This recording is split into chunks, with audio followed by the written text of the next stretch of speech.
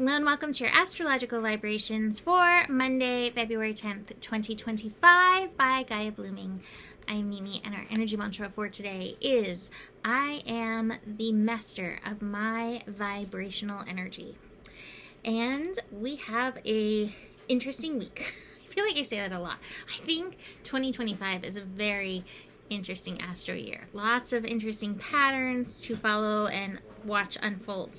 And what's unfolding this week is we have a full moon coming in Leo on Wednesday.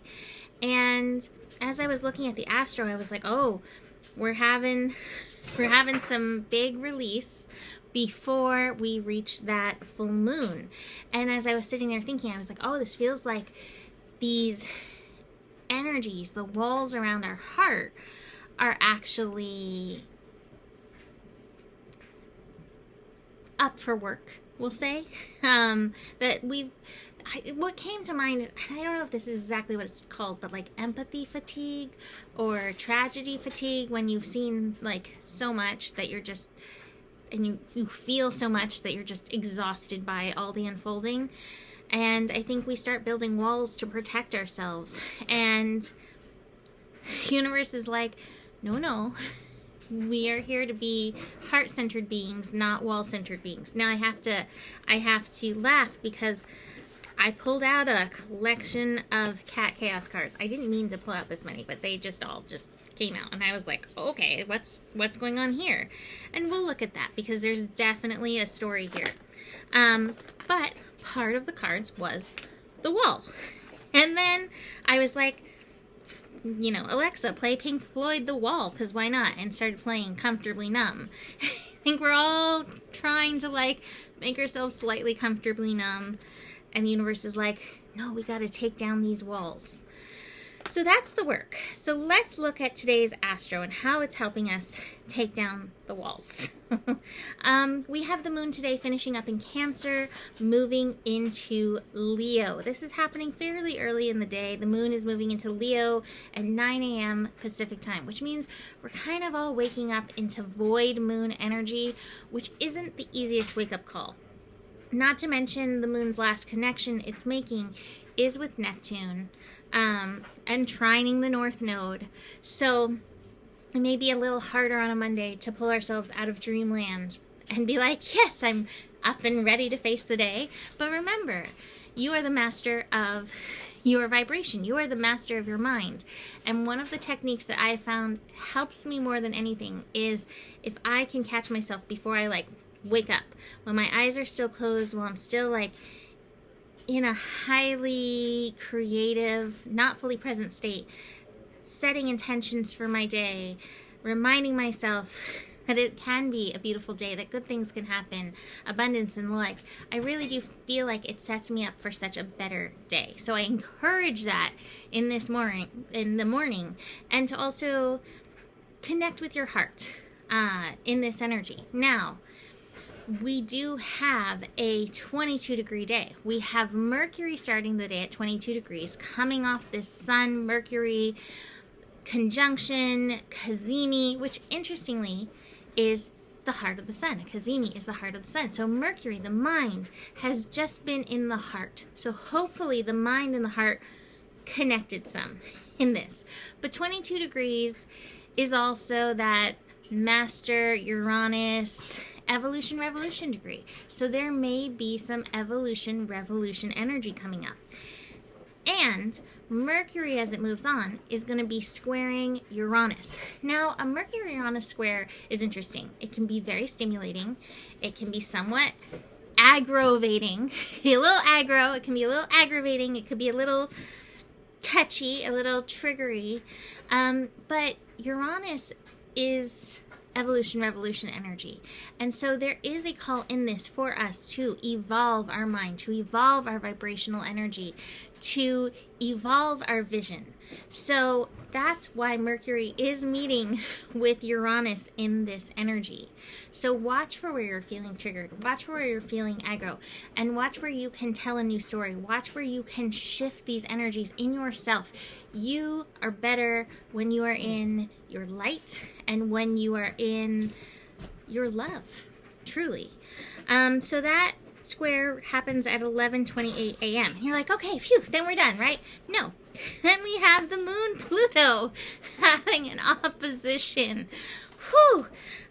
So a little Plutonic colonic helping us expunge the walls, right? The walls of the heart. Now, again, you may find yourself coming up against something. You may feel a little challenged by this energy. You may feel a little aggravated, once again, by this energy. Pluto also pushes buttons in a different way. And Pluto's work is the up-leveling of transformation, the up-level of finding empowerment beyond the trigger, empowerment beyond the feeling of being puny, empowerment beyond feeling uninspired, unempowered. But again, the remedy in this is the heart. I've said this before, but I think this bears repeating as we build to this full moon. Like the remedy for any sign is in its opposite sign. So when the sun is in Aquarius, the earth is in Leo. The remedy is in Leo, and that is in the heart. The remedy for the thinking, the ungrounded energy is coming back into the heart. So do keep that in mind in this. But let's see it this way, because having the moon in Leo, the remedy is Aquarius. So it's finding a different vibration. It's monitoring your vibration. It's knowing you have the power to shift your vibration at any given moment. Now, this doesn't mean you sweep things under the rug, because that doesn't work. Process it. Move through these energies. But don't get stuck there. I think so often we just kind of get stuck there and keep just kind of like swirling around in a little fish tank. And hearing Rumiverse, like, you're not a drop in the ocean, you're the ocean an entire drop. Is that what it is? Like, you're so much bigger than the fishbowl. So remember that if you're finding yourself stuck in the fishbowl. Finally, in the evening, the moon and Venus will connect in a trine. Fiery, we hope in a good way. This energy is at 4 degrees. So there is, again, some revolution in this. So there may be some places where you need to face the uncomfortable and shift it. But Moon in Leo, Venus in Aries, something fun, something creative may be born from this discomfort. Today's a really good day to seed new mindsets, new vibrational goals, all those kinds of things to work towards, to be moving towards.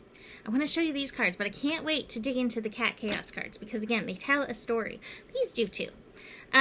So this can be that, Aquarius, Mercury square Uranus energy, kind of stuck in a fishbowl with her own thoughts, and this fishbowl happens to be frozen, and it feels very isolating. And the universe is like, oh my goodness, you're missing the birds and the trees and the sunrise and the rain or the snow and the cardinals and the beauty that's all around. Please, if you're feeling like you're in a fishbowl, look for the good, give it thanks, and start participating with the good and the God that is all around you. Here we have the participation card.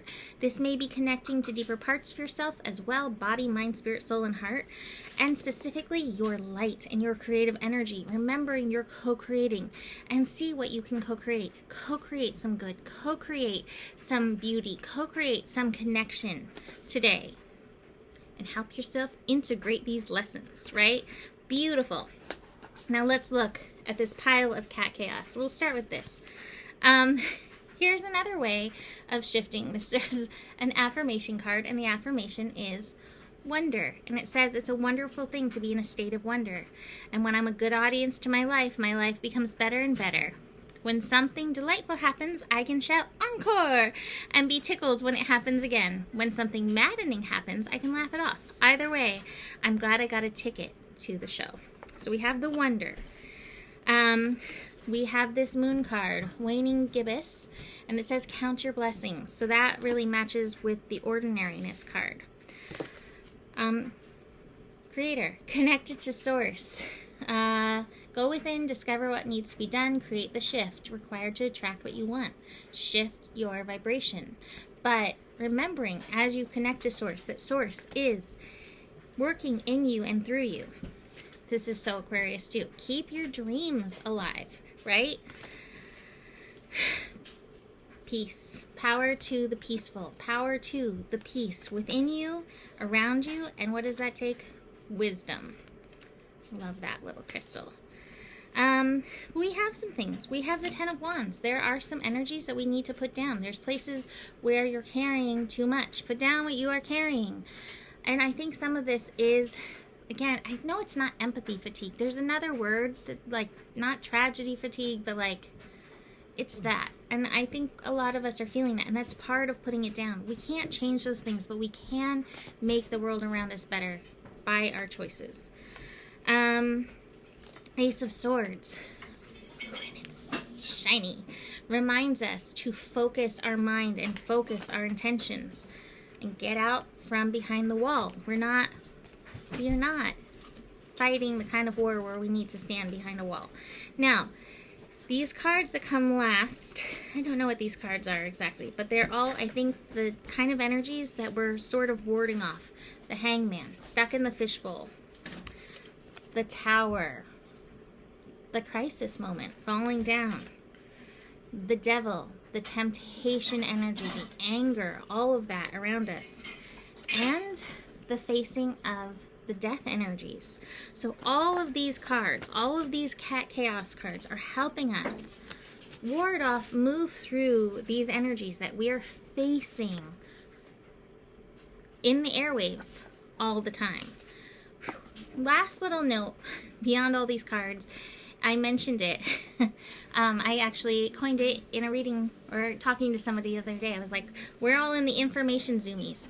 Oh my goodness, this energy is very high strung, very intense. So watch for feeling the information zoomies. And if you're feeling them in this energy, take time to ground, get out in nature.